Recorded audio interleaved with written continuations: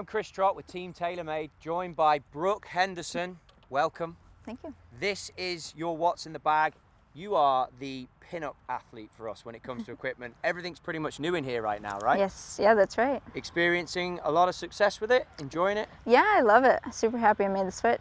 So you say the switch, P770s is what you have from 5-iron through to pitching wedge with, for all of our golf guys and girls out there, Modus 3, NS Pros, Tour 105 Flex S.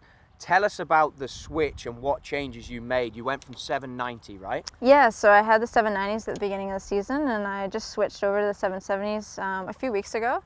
And it still is very forgiving, but it has great feel, and I can feel I can be a little bit more consistent with my yardages, which is really important out on tour. Is try to hit your gaps and make sure you're hitting a lot of greens. The golf ball, while we get onto it, because anytime anyone gets a fitting out there, you're in the TP5X. When you look at yardages, you look at peat height, you look at descent angles. Did the golf ball change come into looking at that? Did you ever consider the 5 versus the 5X? I started playing the TP5X at the beginning of last year, 2022, and found so much success with it. Last year was one of my most successful years out on tour. So it was complete in everything I was looking for, and the switch to it was, really, really easy. And then just coming into this year, I was looking forward to another successful year, and it's been working out really well. Segueing into, you talk about spin around the greens, you've got the 60 with 10 bounce, all standard now, the 54 with the standard 11, and the 50 with the standard 9. These are mill grind threes, a very classic looking wedge. But what was the decisions behind this? What made you get into these? Well, like you said, they're really pretty, which makes it really nice. It is. They're really easy to look at, which is good, and really versatile. So I can use them a bunch of different lies, and in different conditions they work just as well. But very consistent and great feel around the greens, which is what you want. These are in good shape. How often do you change your wedges? I guess this is my third set this year, so I've gone through them quite a bit. My sister really pushes me to practice my wedges, so maybe that's why.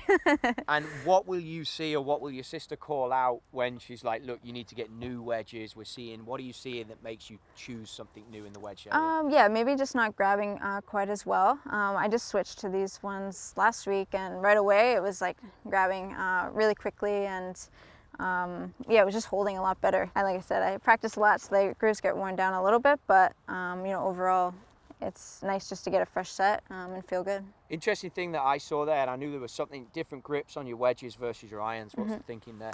Yeah, well, I love these grips. I think they're super fun, but with my irons I like to have the ribbed in the back, so that I can feel it, just for alignment purposes, and good feel. So I like to feel that rib there. In the irons, just to explain that, some of the grips in the irons for Brooke has a ridge down the back. You can see these ones have TaylorMade on the back. So with wedge play, and I don't want to put words into your mouth, but obviously when you change the face angle by having a round, the rib doesn't move into uncomfortable places, right? Yeah, so you want a round with the wedge so you can open the face or shut it down a little bit easier, so it's not the awkward feeling. But with the irons, generally faces square, so that feeling in the back of my hands feels good. So looks is important in golf clubs, we'll get into that, but also let's talk about looks in head covers. You got this beautiful one here on your 3-wood, and also this has caught my eye. Let's start with that. That is under a 5-wood for you, but tell us a bit about this head cover. So this head cover is actually the Henderson coat of arms. So we're from Scottish descent, and the motto, I guess, is virtue alone in nobles. So it's kind of inspiring to look down at, and just kind of bring some of the family history while I'm out there on the course. And Scotland's never going to hurt you, usually in a golf environment. And then we've got this one here, which is recently from... Yeah, so the newest major. So TaylorMade hooked us up with really awesome golf bags and head covers for their first major of the year, Chevron Championship. And so I stole this one, and I'm still using it because I think it's pretty cool. I like it. We won't tell anyone. And then you've got Stealth 2 pluses in the fairway woods in a 3 and a 5. You've got the weight almost to the back, but not quite as far back in your 3 wood. If you can tell us a bit about why or what that gives you. Golf shaft wise, pretty similar, but different feel as well. Tell us what you're looking for in those. That's really where Glenn and TaylorMade really come in with fitting me and making sure I'm in the proper stuff. And Britt keeps a good eye on me as well, and my coach, just making sure that all the equipment that I have is set to where I can perform my best. So beginning of the year, I wasn't hitting it quite as consistently, so we fiddled around with the weights a little bit. We got them in a good spot now where it's a really nice flight and going straight, which is good. I like about you, you're such a player that the equipment you leave to the people that do the equipment, and hey, your sister gives you a tap on the shoulder when you need the new wedges. TPT shaft in this, and obviously in lower, you have the face angle wide open, so you can see the twist face moves away. Is that something that you wanted? I mean, it's obviously a huge advantage about the clubs at TaylorMade that you can adjust them to get a certain yardage, or did you want a certain face angle? Yeah, yardage and flight is probably the most important thing to me.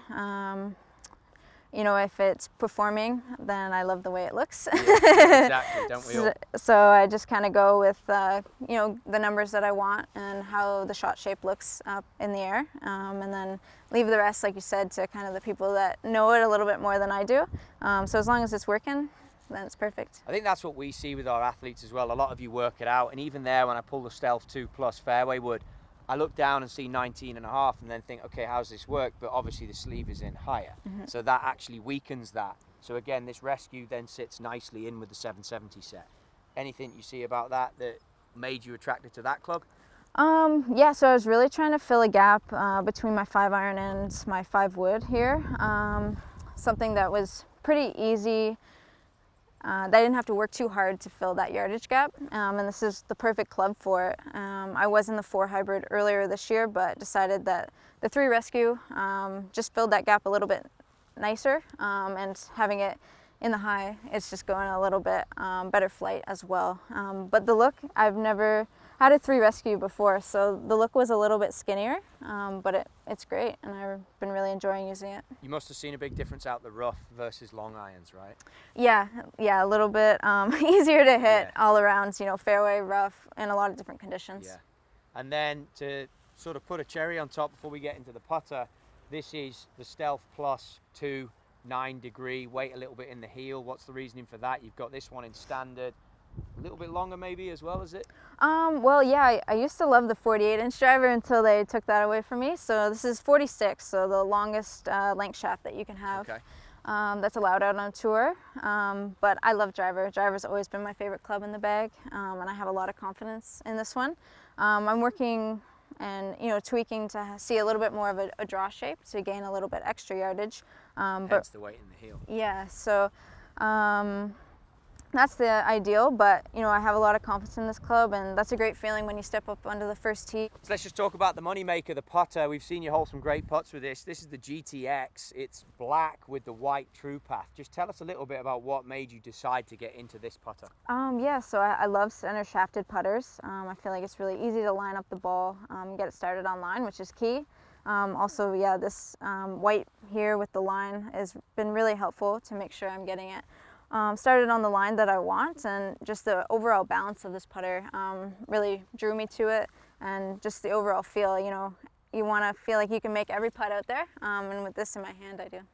It's such a smart look, such a professional look, and I believe that you're recently carrying, just to follow off the whole look, a custom tee peg, right? Yeah, I'm super excited about it. I've always wanted my own custom tee, and so now I have the BH on the top and the TaylorMade down the side in Canada red. red. Yes, Yeah. in Canada red, so it's really perfect. Well, that's when you know you've made it, when you got your own tee peg at TaylorMade. That's awesome. Brooke, it's great to have you with us. You're such an insight into golf clubs and such a professional in the way it's all done. We wish you all the best for the rest of the season. Thank you so much.